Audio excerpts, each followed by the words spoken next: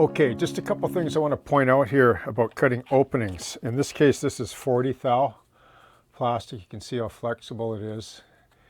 I chose to go with 40 thou. I'll point out that it's the compromise between thickness and thinness, meaning it's the easiest to cut. Basically, you can cut right through with a number 11 blade with numerous passes. But I have to show you how I have to do some of these corners here just to get nice clean corners.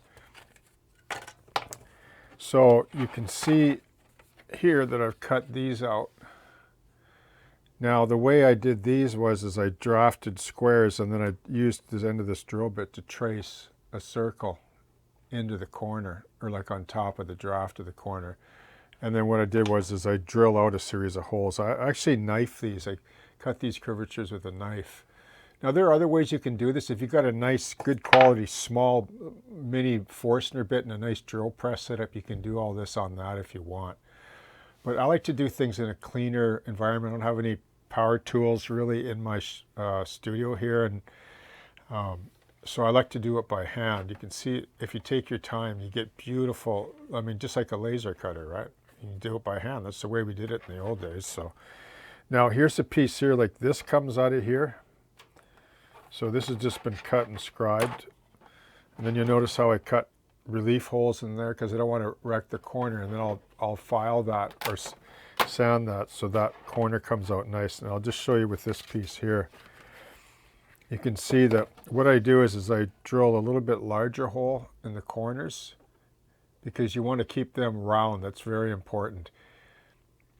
You need to do that before you don't cut to the corner on your openings. If you do, you'll have to enlarge the whole opening, so you'll have to redo it. Okay, so you drill to the curvature and then you run your scribe to the beginning of the apex on the curved corner. So really what you end up with is really nice openings. So you can see I've scribed this line to these drilled holes, and then I can basically take a number 18 blade and I can cut between those holes.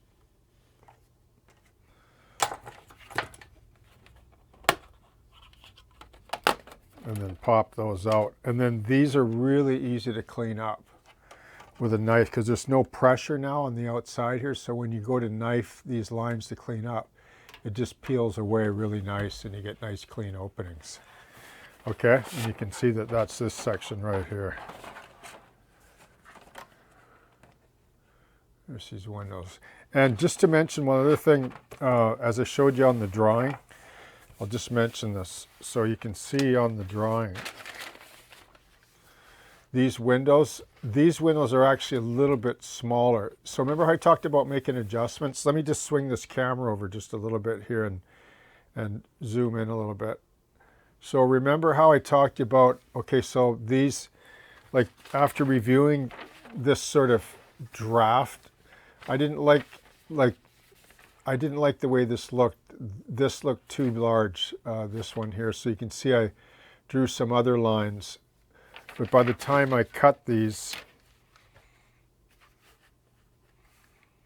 I changed the size just a little bit, just to bring them to a final, okay? And you can see how this plate basically fits on here. You can see where I cut the scupper holes out, the windows, and then these balconies. And then this is a deck that goes inside, further in.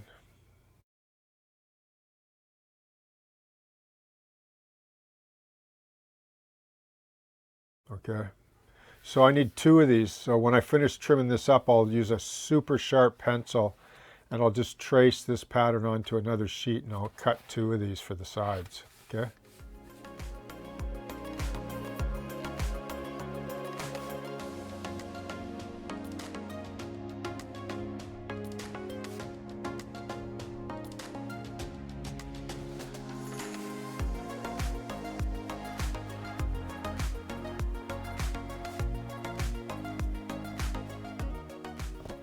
Okay, so I just want to show you these horizontal reinforcing ribs on these vertical bulkheads, which are these here in this photo. If you look here, you can see they're in here. There's a cap on the end, which I'll do later. And then this curved gusset I'll do later. But I'm building these vertical columns, and there's 3 lateral, well, they look like stains, but they're actually welds, points, when the steel was welded together.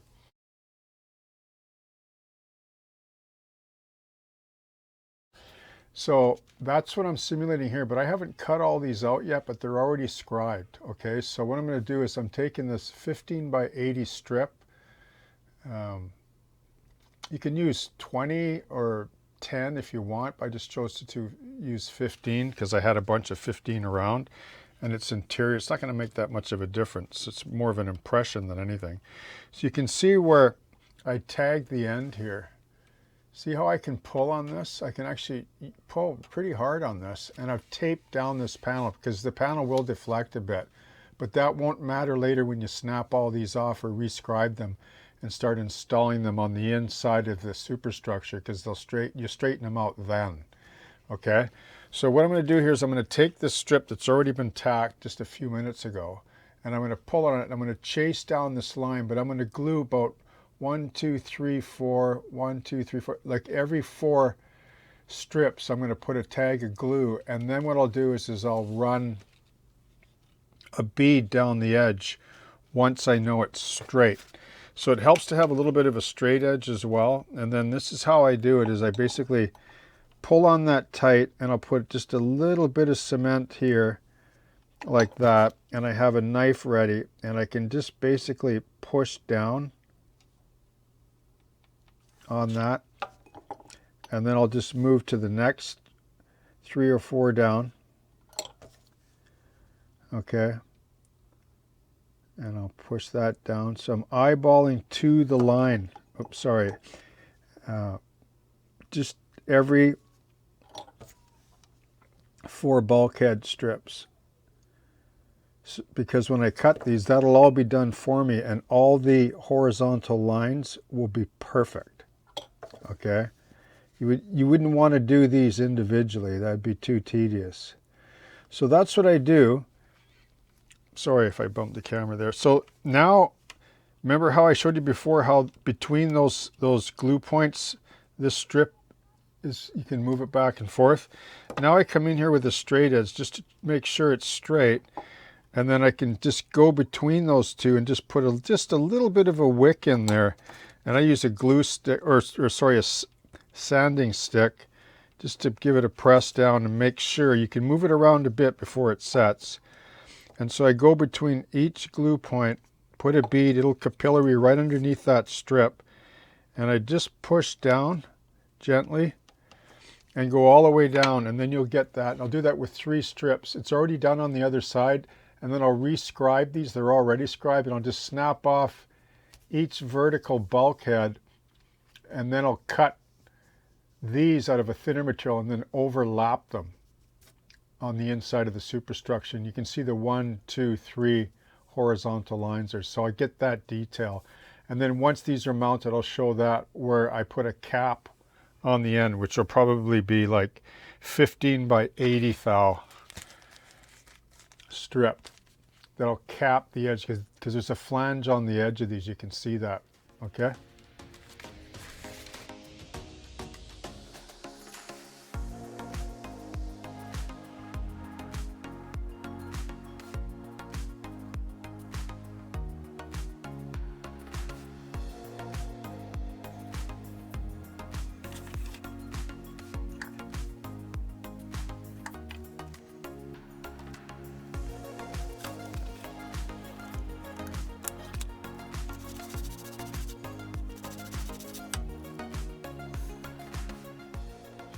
How's everybody doing? So I'm starting to lay in the inside bulkheads, as you can see. And this is where the work pays off, right? So you can see that I've basically laid up. Well, here, let me take one of these off for you and show you. So these are the upright bulkheads. I just did a sort of rough drawing. They run up like this, and then there's a gusset plate in here, which I'll cut. And then there's the header beams, and then the floor on top, the first floor. This is the lower deck where all the rail cars and trailers go, which is these in here that I'm doing, right? Okay. Now, how do I get this angle here? Well, it's right here on the plan, see? Oh, here, let me just move the camera just a little bit. I'm a little bit off there. Okay, that's better. So see how this, this is why you do a builder's draft. So you can sort out your problems and angles first. You don't need to be a mathematician to figure this angle out, because you can lay everything within a square or a rectangle.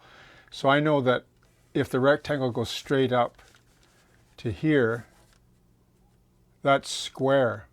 But this beam is in a bit like that on the inside, so that's the angle that I use, which was laid up on this strip, right? You can see them on an angle, how I drew them all.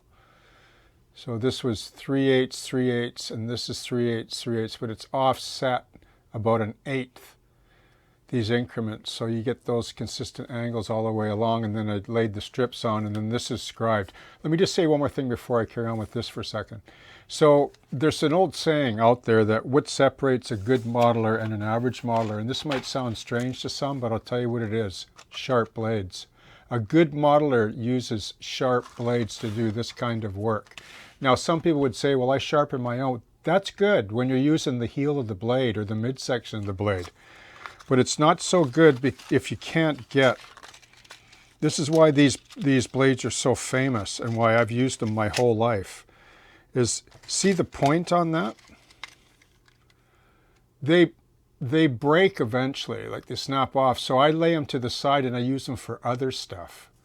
But for scribing lines like windows I load up a new blade. And when the tip breaks, I put it aside and I load up another blade. And that's the difference. So you can say what you want, but if you don't get clean cuts all the time, then your work's not going to be straight. So these I buy, like these are 100 lots. They're number 11 blades by XL, okay, made in the USA. And they last quite a while. I've had these pretty much for the whole River Road build. So, you know, right? Things are going good. I probably have about maybe 25 left or so. And they were 60 bucks or 50 bucks. But what's 50 bucks? Once again, it's just a box car that you don't use, right? Okay, so now that these are all scribed, they're easily ready to go, just like that, right? Okay. Now, of course, there'll be extras. So once I have that angle on, then I know on here, because I'm drafted up here, that I can just start laying them in. And what I'll do is you might have a little bit of run out, but I generally will run these straight to the floor, because this is the deck height here. But I'm going to put probably a little right angle. So even if there's a little bit of run out in a gap, you can still hide it with the right angle footing. Or you can just shore it up to the bottom here, because this sits on the deck, because there's the scuppers, right? Sits on the deck like that. And then if there's any run out, or if you run a little bit short at the top here, well, that's under where the floor is. You can hide that easily, okay?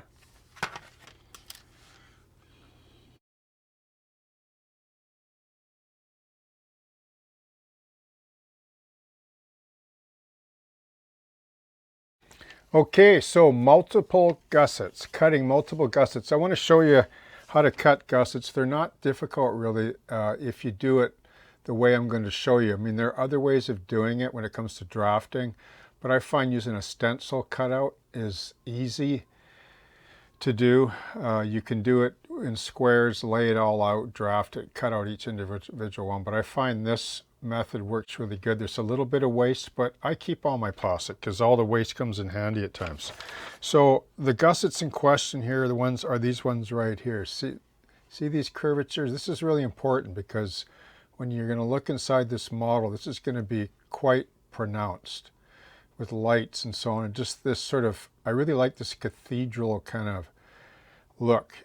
Now, we've already built these, right? I'll show you. So here's these here. These are these uprights here that are about 30 inches or so. in scale in 187, and they run right up to the landing where the floor is going to go.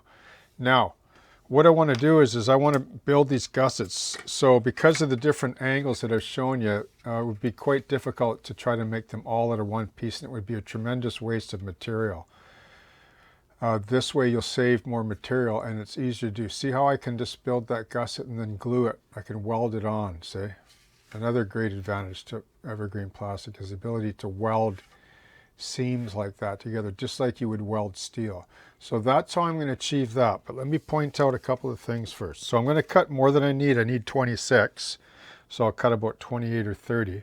But let me just swing the camera over so I'll show you. This is how I get the pattern right here, see? Here's the front of the boat, which is, actually I'll just show you there's a photo. See this curve here? It's the same on the inside. All these gussets running through the boat here, if I can use the term, they're all the same curvature. So I just made a paper template based on, this is the riser right here, this is the vertical I-beam or whatever you want to call it, and then there's a floor joist that goes across that runs up here above the header on the inside. This is the header of the opening on the Ferry. So what I did was I just traced that onto a piece of 20 thou plastic. Okay, I'll just swing back over here to where I'm going to show you how I cut these. So this here is 20 thou. I find 20 thou, which is 90-20, 20 thou plane sheet, to be the best compromise for cutting out patterns. It's easy to cut, like cut right through if you want with a sharp knife. And it still looks good, and when it's glued up and reinforced like you would build, you know, in the real world, it's super strong. So, okay, now I'm going to show you how to get this. Like, this is important. See this sharp feather here? When you cut out patterns like this, what tends to happen is the knife will run out and you won't get a nice sharp edge like that, but I'm going to show you how to do that. So the first thing I'm going to do is I just took a piece of scrap tubing and I glued it on just so I can hold this in place, okay? And then what I'm going to do is I'm going to take a piece of tape like this and some 20 thou, and I'm just going to push this up against like this straight edge here, okay? This is off of a T-square. It's thick, so I can push this 20 thou up against it, okay? And I'm going to tape this piece of plastic so it doesn't move. Now the key here is to use this long side up against here like this. So I'm going to trace this. I'll start up here. I'm going to push this against this straight edge, hold it with my finger, and with a very sharp pencil. Now somebody's mentioned to me where I got my pencil sharpener. I don't know. I got this at a stationery somewhere, but it just says made in Germany on the back. But sometimes it's these simple little pencil sharpeners that are the best, but look for ones that are made in Europe. And this puts on a beautiful point on a basic HB2 pencil, okay? So what I'm going to do is I'm going to take this, let's do this so you can see it in camera well. So I'm going to make sure that this plate is up tight against this. I'm going to hold that with my finger, and then I'm just going to trace, sorry, I'm on a funny oblique angle here with the camera. I'm just going to trace this. See how I can push against that point and against the straight edge and it won't run out? So I get a nice pattern, right? So what I'm going to do is I usually get 4 out of this, but for the purposes of the video, I'm going to just be a little wasteful here, just for demonstration purposes. We'll cut out 3. I can get 4 per run here.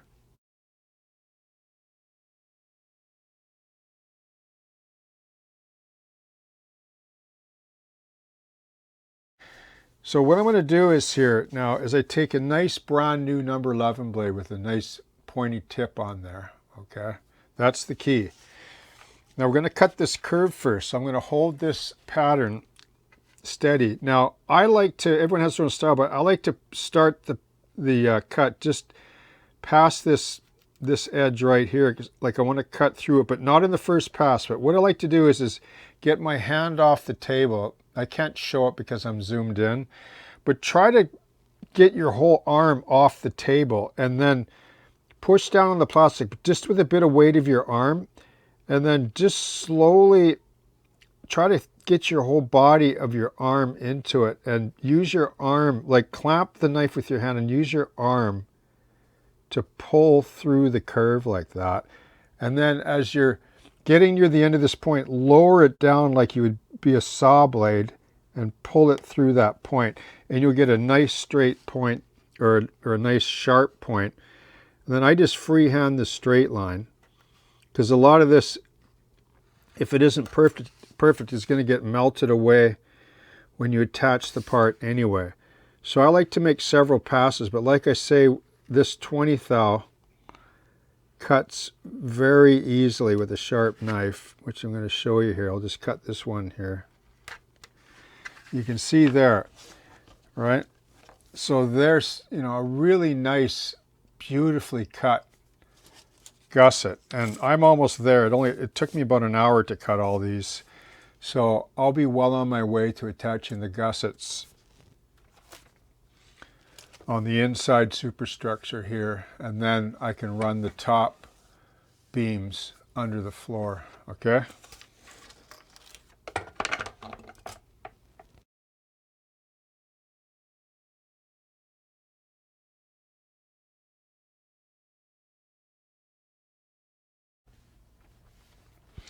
Okay, so I want to show you how to basically frame up these bulkheads now, like the finishing, like the flange, and then to put this gusset on, okay, which is actually quite easy. Like when you look at this, right, like you look at it and you go, wow, that looks complicated. It's actually just all squares. If you can visualize a square grid over everything in life, you'll be able to find out any ratio to 98%. Okay. So I'll show you how I did this. So remember how we did the upright column pieces, right? They're glued in place, right? See? All along on the lines that I drafted on here. And remember, just a reminder, is take some like 220 or whatever. Make sure you sand all the surfaces so it'll take pencil marks well. And if you're gluing any kind of strip or whatever, just take the whole strip and give it a couple of these, and it'll just put a little bit of texture on the plastic, and it just helps to suck the solvent in better and give you a more aggressive bond. Okay, so you can see how this other side I'm doing it here, where I attach these gussets right on to the 30 thou. So this is 30 thou, this is 20 thou, and I explained that earlier. Remember that the 20 is easier to cut, especially with curves and so on. It cuts quite a bit differently than 30. I would say 40 is about the max for, you know, sort of average general cutting, and then after that it's a bit of a scribe and snap. But when you're cutting delicate parts, I find if you graduate down to thickness, where you won't really notice, because once you get this flange on here, like see this, it's glued there, right? You can't tell. And even if there's a line right here, well, it looks like a weld mark because it is a steel boat, right? So this boat was from the Bennett era, you know, 73, like the steel boat, steel ferry generation. So what I'm going to do is I'm going to just put some cement for the full length of this flange. Remember how I talked about the point? You know, the point. Remember I showed you how that when you're cutting with a knife and you drop the blade down more sort of horizontal, and it slices and gives you a nice wedge sliver there, which makes a difference when you actually put the flange on. I'll show you, because it maintains the curvature into the vertical bulkhead support. So I put a good bead of glue on there, give it a couple of wipes, and then I line it up to the top edge. It doesn't have to be perfect, like it should be close, but you're going to put a floor on here anyway, and you can cover up any gaps or seams with right angle, etc. So that's on there, right? That's pretty good. Okay, like that's just like, see that? I mean, that's not even dry yet. It's still, and it grabs. So now what you want to do is you take your strip, and I cut a whole bunch that they're a little bit longer than the run that I want to do. I want to leave a little bit overlap to run it into the cross member when I add those underneath the floor. So what I'm going to do is I'm just going to start this flange, which is 15 thou by 80, number 114. Once again, I like to use 15 over 10. 10 gets a bit delicate. If you get a little sloppy with the solvent, it can melt or soften it too much. I wouldn't say anything below 10 gets really dicey, but I like to use 15. It's a good compromise for handling and gluing. And once again, you won't really notice in this scale, especially when it's painted. So I get it started the first ½ inch or so, just with a little tiny bit of overlap. Okay. And I do them all the way down like that, so that they look like this. See there? So now what I'm going to do with this one is I'm going to lift this up. You can do it in thirds, like I like to go. Well, this is the last part of the curvature on the gusset, so I'm going to make sure I get a good amount of cement, just so it's wet or tacky. And then I'm going to basically just take my fingers and grab it, and I'm going to make sure I line it up, and then it's going to press down. And it's on. It's like it's that easy. This Ferry's going to prove challenging to film because of the wanting to get close in and this big panels, right? But I'll do my best so you can see it well. So, and if you're, not sure about the bond, just take and then run a bead in behind. Okay.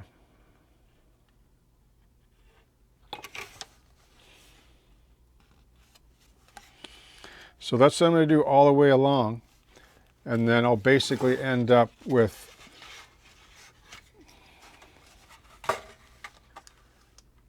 see that? Okay.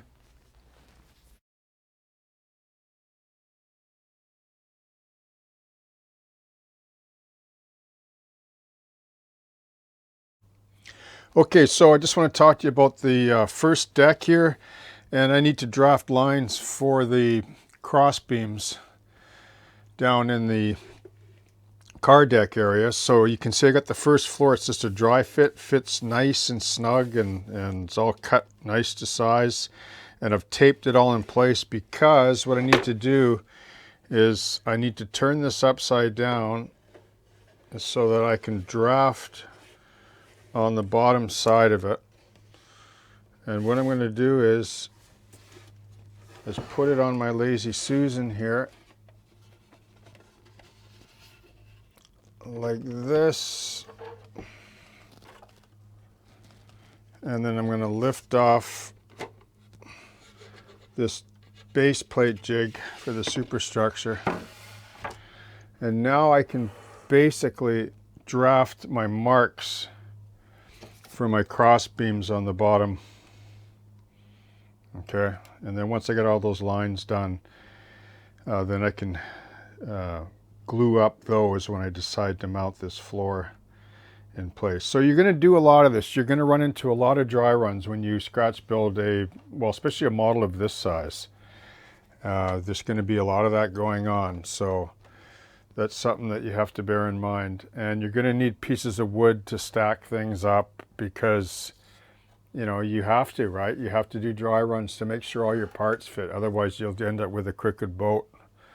And one crooked angle leads to another, and it compounds and runs out, and your whole ship will run out of square, okay? Okay, so here's the top side of that seam, and you can see that it's been glued from the corner here to here, okay? Now I'm going to glue this section right here, okay? And then this section, and then this. That way I get a good bond, and I'll just show you this just to give you some context by what I showed you underneath there. So I'm going to get a good, load the brush up really good, and really slather it in there good, this Plastruct cement, which I really like to use. As you know, I know it's not the cheapest cement in the world, but no hobby material is cheap anymore, it seems. But, it's part and parcel of building the model. And this is the recommended cement. So see how I can push that in tight? And you can see there's a little bit of, well, I don't know if you can see the little bit of mushrooming of the cement, which you can clean up later, or you can take a blade like this and scrape it out. So what I'm going to do is I'm going to, sorry for my hand in the way here, but I'm just going to pull that tight with some tape. And we'll pull this in too a bit. So I can basically unmask this in 10 minutes or so and start working it down to the end right here. Okay, see there?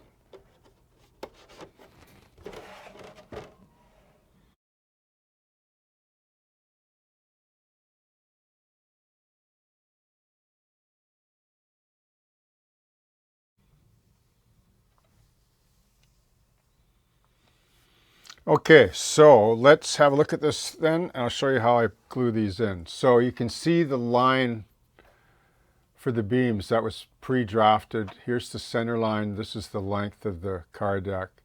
This is the ceiling. This is upside down in a jig, right? And you can see, I think I pointed out, I cut out these openings so I could get in here. But this is important because it holds the whole structure together until it's fully framed up. And then you just pull it off the jig and it's as rigid as can be. So you can see that I've already put in these particular cross beams, right? You can see that they're glued in nice. They've been clamped and glued. I'll show you, like, they're not that difficult to put in. They're just a little fiddly. And you need a Lazy Susan. Which I should also mention at this point, like if you want to find a good Lazy Susan, I can't take this off the jig right now, but go to a clay turning place, you know, where they turn clay. Like go to an art, like a sculpting clay company, right? Just find one, and they have them. They're cast iron, and they're different sizes, and you'll only buy one. That's it. You'll buy one for the rest of your life. The bearing, like if they're not made, you know where. But usually they're not, right? And they have a bearing in them, like this one's 30 years old, and I think I oiled the bearing once with a little probe, and like it's unbelievable. And it's heavy, right? And you can mount and clamp to it and everything. So you can see how those are lying in there, right? So I basically start like right here. I'll just take these clamps off. So I start the beam, excuse my fat hand there, like this. I basically glue this part first. See? Okay. And I use solvent, and I basically just put a clamp in there, which you only need for a few minutes, just to make sure it's flat on this surface. This is the ceiling. Okay. All right. So once you get that glued, you can see it's floppy like this. Now let's come around here like this. See here now? So now what I'm going to do is I'm going to glue this end as well. I'll get some glue in there, I'll wick it in there, and then I'll clamp that. So this should lie nice and flat on here, right? So once that's glued, now you have, like, you see the line there? You can move this a bit. That should be not super tight, but it should be able to move it a bit. So then I wick in a capillary glue in here, and I just chase the line. And I do that with all of them, right?